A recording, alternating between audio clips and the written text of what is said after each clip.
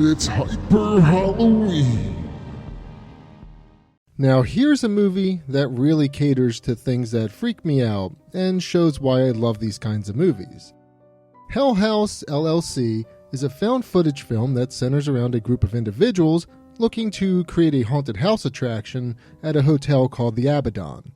But they accidentally create a haunted house in an actual haunted location. The film starts off with opening night of Hell House.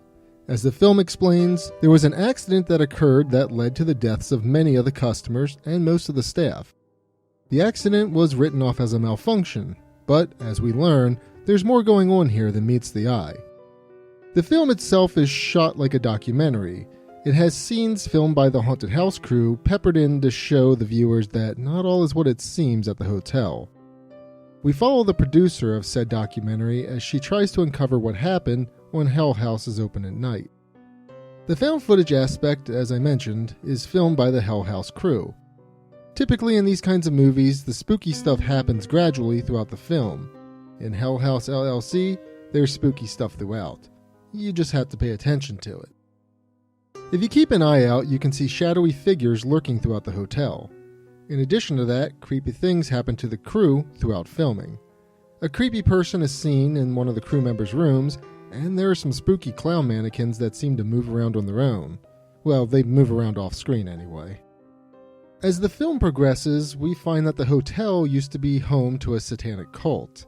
A gate to hell is opened during opening night, and that's what caused the death of many of the people, as seen in the beginning of the movie. There's more to the film after this is revealed, and I'm not going to spoil it. I'll leave it to you to watch and see why the group chose the hotel and what happens at the end. So, I praise the hell out of this movie, and I will stand by it. As I mentioned earlier, this film has scares that really creep me out.